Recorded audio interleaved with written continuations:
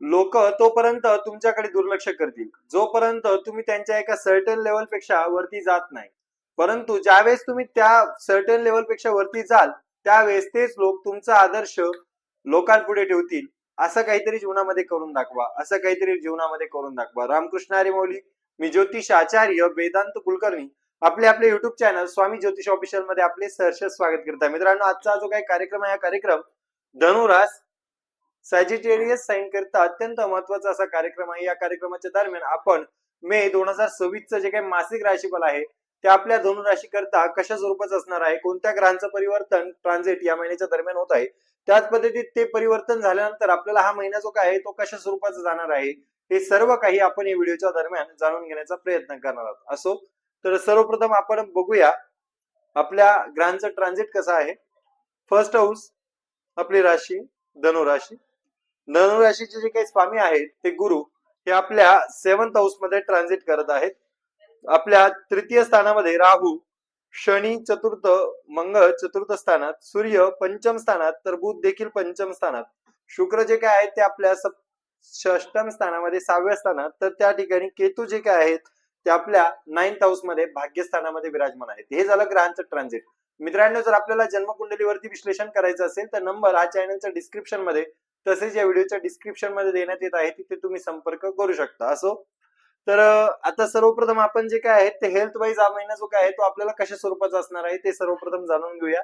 मित्रांनो, ज्यावेळेस आपल्याला आरोग्याचा विचार करायचा असतो त्यावेळेस आपल्याला कुंडलीचं जे काय फर्स्ट हाऊस आहे जे ज्याच्याने आपण आपला इम्युन बघत असतो, आपली रोगप्रतिकारक क्षमता जी काय आहे ते आपण आपल्या चंद्र राशीवरून बघत असतो.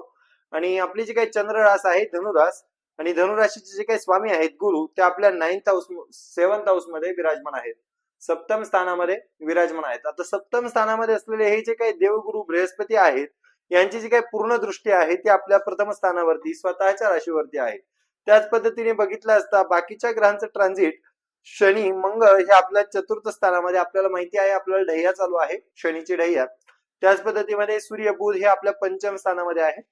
बाकीच्या ग्रहांची स्थिती बघता अत्यंत उत्तम पद्धतीची आहे. परंतु असे असले तरी देखील ज्यावेळेस 15 मे रोजी बुध जे काय आहेत ते आपल्या बुध व सूर्य जे काय आहेत ते आपल्या 6th हाऊस मध्ये ऋण रोग शत्रूच्या स्थानामध्ये येणार आहेत, त्यावेळेस त्या ठिकाणी थोड्याशा पद्धतीमध्ये आपण बघाल आपल्याला स्किनच्या बाबतीमध्ये थोड्याशा पद्धतीत तक्रारी जाणवू शकतात.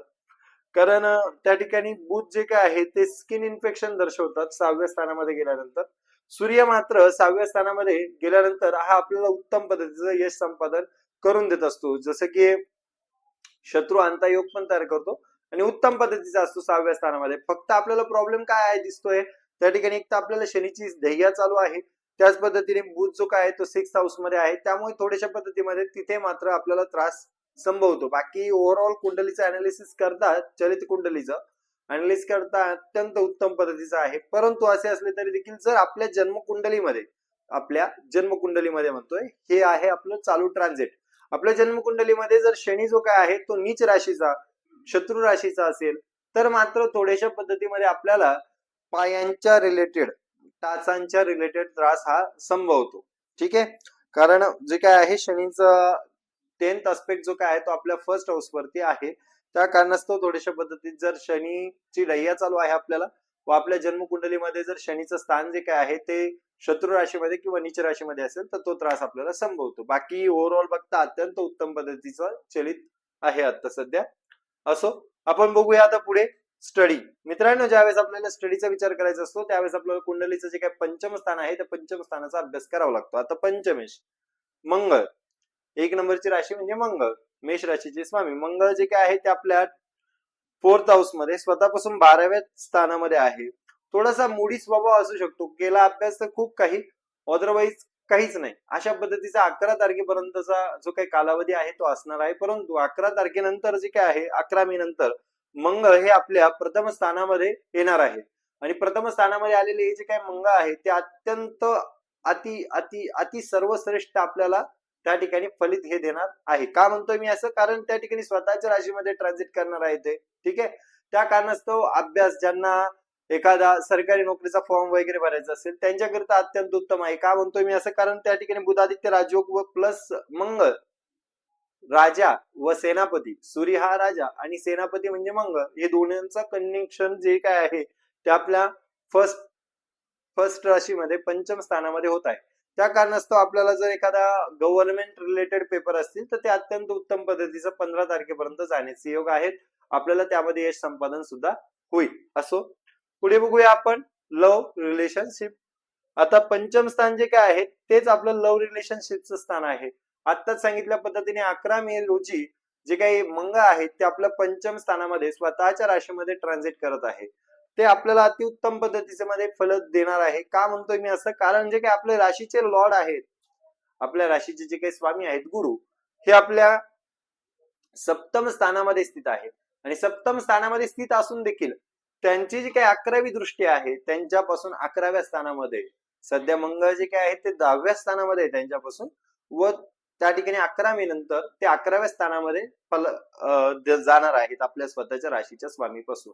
त्या कारणास्तव आपल्याला बघायला मिळेल की आपल्या पार्टनर कडून, आपल्या ज्यांच्याबरोबर लव्ह रिलेशनशिप आहे त्यांच्याकडून काही ना काही आपल्याला फायदा या महिन्याच्या दरम्यान होणार आहे. ते आपल्याला काही ना काही ऍडवाइस देणार आहे करिअरच्या बाबतीमध्ये किंवा मग फ्युचरच्या बाबतीमध्ये थोड्याशा पद्धतीने ऍडवाइस त्यांच्याकडून मिळणार आहे. आणि ती ऍडवाइस जी काय आहे ती आपल्याकरिता अत्यंत फ्रुटफुल असणार आहे. त्यामुळे आपण बघू शकता की आपल्याला हा जो काही महिना आहे तो अत्यंत फलित स्वरूपाचा असणार आहे. परंतु असे असले तरी देखील आहेच की मंगळ 11व्या स्थानामध्ये गेलाय आणि स्वराशीचं झालेला आहे, परंतु त्या ठिकाणी त्याच्याबरोबर सूर्य देखील आहे. ठीक आहे, त्यामुळे समोरच्या व्यक्तीमध्ये त्या ठिकाणी थोड्याशा पद्धतीमध्ये मुडी नेचर असेल, थोडंसं अग्रेशन हे असणार आहे. परंतु असे असले तरी देखील आपल्यामध्ये देखील आहे. शनी जो काही 10th एस्पेक्ट आहे तो फर्स्ट हाऊस मध्ये आहे. त्या कारणास्तव तुम्ही देखील थोड्याशा पद्धतीत झुकतं माप घ्यावं व लव्ह रिलेशनशिपचं जे काही स्थान आहे या महिन्याच्या दरम्यान अत्यंत उत्तम पद्धतीचं आहे. फक्त एक स्वभावामध्ये एक मेंटेनन्स ठेवला पाहिजे. असो, पुढे बघूया आपण वैवाहिक जीवन. सेव्हन्थ हाऊस वरून आपण वैवाहिक जीवनाचा अंदाज करत असतो. आणि वैवाहिक जीवनाचे जे काही स्वामी आहेत आपले ते आहेत बुध, मर्क्युरी जे काही आहेत ते आपल्या पंचम स्थानामध्ये स्थित आहेत. आता 15 मे रोजी त्यांचं ट्रान्झिट जे काय आहे ते 6th हाऊस मध्ये होणार आहे. आता 6th हाऊस मध्ये ज्यावेळेस ट्रान्झिट होईल त्यावेळेस थोड्याशा पद्धतीने त्रासदायक आपल्याला ग्रहमान असणार आहे. असं का म्हणतोय मी? याच्या मागचं कारण असं की ह्या स्थानाचं डिस्ट्रॉयर स्थान जर बघितला गेला असता ते आपलं 6th हाऊस येतं. ठीक आहे, व्ययस्थान. या स्थानाचं 12वं स्थान जे काय आहे ते 6th हाऊस आहे. आणि 12व्या स्थानामध्ये स्वतःपासून 12व्या स्थानामध्ये ज्यावेळेस बुध देवता ट्रान्झिट करतील त्यावेळेस त्या ठिकाणी थोड्याशा पद्धतीने आपल्या पार्टनरमध्ये व आपल्यामध्ये थोड्याशा पद्धतीत मिसकम्युनिकेशन होऊ शकतं.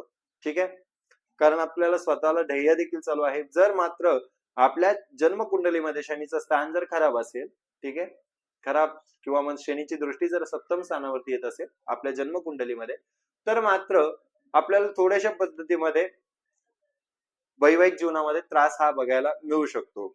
असे असले तरी देखील त्या ठिकाणी बुध ज्यावेळेस 6व्या स्थानात येईल त्यावेळेस एक तर आपल्या पार्टनरमध्ये व आपल्यामध्ये थोड्याशा पद्धतीमध्ये मिसकम्युनिकेशन होऊ शकतं, रागराग होऊ शकतो. त्यानंतर त्या ठिकाणी थोड्याशा पद्धतीमध्ये नाही ते झालं तर आरोग्याच्या तक्रारी या महिन्याच्या दरम्यान आपल्याला जाणवायला मिळतील. असो, पुढे बघायला गेले असता गुरु हे आपल्या फर्स्ट हाऊस सप्तम स्थानामध्ये असल्या कारणास्तव जे काय आहे आपलं first house Lord 7th house मध्ये असल्या कारणास्तव आपल्या जे काही एनर्जी आहेत, आपलं जे काही प्रेम आहे ते संपूर्णतः आपल्या पतीवरती असणार आहे. ठीक आहे, कारण फर्स्ट हाऊसचा मालक 7th हाऊस मध्ये बसलेला आहे. ते अत्यंत उत्तम पद्धतीचं असणार आहे. कितीही वादविवाद झाले, काहीही झालं तरी सुद्धा आपण एक दुजे केली अशा पद्धतीचा हा वैवाहिक जीवनाचा कालावधी या महिन्याच्या दरम्यान असणार आहे. असो, पुढे बघूया भाग्य. मित्रांनो, ज्यावेळेस भाग्याचा विचार करतो त्यावेळेस त्या ठिकाणी आपल्याला कुंडलीचं जे काही 9वं स्थान आहे त्या 9वं स्थानाचा विचार करायचा असतो. आणि 9वं स्थानाचे मालक ऑब्विसली सूर्य जे काय आहेत ते आपल्या पंचम स्थानामध्ये ट्रान्झिट करत आहे. हा जो काही योग आहे तुमच्या माहिती करता सांगतो, भावात भावम आहे. ठीक आहे, भावात भावम म्हणजे जे काही नवमेश आहे तो स्वतःपासून 9वं स्थानामध्ये बसलेला आहे. स्वतःपासून 9वं स्थानामध्ये असल्या कारणास्तव आपल्याला भाग्याची जी काही साथ आहे ती अत्यंत उत्तम पद्धतीमध्ये असणार आहे. आणि एवढेही करून 15 मे नंतर त्या ठिकाणी सूर्य जो काय आहे तो पंचम स्थानामध्येच असणार आहे. आणि पंचम स्थानामधून तो 6व्या स्थानामध्ये येणार आहे 15 मेला 6व्या स्थानामध्ये आल्यानंतर त्या ठिकाणी तरी देखील सूर्य हा चंद्र राशीपासून 6व्या स्थानामध्ये अत्यंत उत्तम पद्धतीचा मानला जातो. त्या ठिकाणी सरकारी कार्यक्षेत्रामध्ये आपल्याला उत्तम पद्धतीचं यश संपादन करून देणारा सुद्धा मानला जातो. त्या कारणास्तव असं काही नाही की 6वं स्थान वाईटच आहे. 6व्या स्थानामध्ये गेल्यानंतर सुद्धा आपल्याला भाग्याची साथ ही अत्यंत उत्तम पद्धतीने मिळणार आहे. कारण गुरुदेव गुरु बृहस्पती हे सुद्धा केंद्रस्थानामध्ये स्थित आहे. पुढे बघूया करिअर. मित्रांनो, ज्यावेळेस आपल्याला करिअरचा विचार करायचा असतो त्यावेळेस आपल्याला कुंडलीचं जे काही दशम स्थान आहे त्या दशम स्थानाचा विचार करायचा असतो आणि दशमीत जो काय आहे तो आपला बुध ते आपल्या पंचम स्थानामध्ये ट्रान्झिट करत आहे. पंचम स्थानामध्ये ट्रान्झिट करत आहे. आता पंचम स्थानामध्ये असलेले हे जे काही बुध आहेत ते सूर्याबरोबर आहे. पुढे देखील ते सूर्याबरोबर ट्रान्झिट करणार आहे 15 तारखेला. ते पण बघितलं गेलं असतं अत्यंत उत्तम पद्धतीचं आहे. का म्हणतोय मी? कारण बुधाची जी काही सप्तम दृष्टी आहे ती आपल्या लाभस्थानावरती आहे. 15 मे पर्यंत होणारे जे काही लाभ आहेत आपल्या करिअरच्या बाबतीमध्ये अत्यंत प्रमाणामध्ये वाढलेले बघायला मिळेल. तसेच पुढे बघितलं गेलं असता मंगळाचा देखील सप्तम आस्पेक्ट आपल्या दशम स्थानावरती आहे. शनीचा देखील सप्तम आस्पेक्ट आपल्या दशम स्थानावरती आहे. मिळेल, सर्व काही मिळेल. आपल्याला जॉबच्या पॉसिबिलिटी अत्यंत उत्तम पद्धतीचे आहे. का तर बुधाचा आस्पेक्ट आहे सप्तम लाभस्थानावरती, तसेच मंगळाचा देखील आस्पेक्ट जो काय आहे सप्तम दशम स्थानावरती आहे. ठीक आहे, त्या कारणास्तव आपल्याला उत्तम पद्धतीचे यश संपादन या महिन्याच्या दरम्यान असणार आहे. परंतु असे असले तरी देखील शनीचा आस्पेक्ट देखील आहे, त्यामुळे आपल्याला कुठेतरी विलंब हा जाणवू शकतो. ठीक आहे, कार्यस्थानाच्या बाबतीमध्ये. बाकी बघितलं गेलं असता अत्यंत उत्तम पद्धतीचे ग्रहण आहे. फक्त ते काय करायचं आहे, बुध ज्यावेळेस 6व्या स्थानामध्ये येणार आहे तेव्हा गॉसिपिंग पासून थोडस सावध राहायचं आहे. कार्यस्थानामध्ये कोणाची चेष्टा मस्करी करू नये, ते कुठेतरी वादात्मक होऊ शकतं. असं बघूया आता आपण बिझनेसचा विचार केला असता 15 मे पर्यंत अत्यंत उत्तम पद्धतीचे ग्रहण आहे. परंतु 15 मे नंतर बुधाचं जे काही ट्रान्झिट आहे ते आपल्या 6th हाऊस मध्ये होणार आहे. त्यावेळेस मात्र थोड्याशा पद्धतीमध्ये खर्च हा आपला वाढणार आहे. बाकी ग्रहमान अत्यंत उत्तम पद्धतीचे आहे. आपल्याला हा महिना जो काय तो अत्यंत उत्तम पद्धतीचा जाणार आहे. असो, आपल्याला व्हिडिओ कसा वाटला कमेंट मध्ये नक्कीच सांगावं. त्याच पद्धतीत आपल्या जर काही प्रश्न असतील तर ते कमेंट सेक्शन मध्ये विचारायला विसरू नका. असो, रामकृष्ण हरी, धन्यवाद.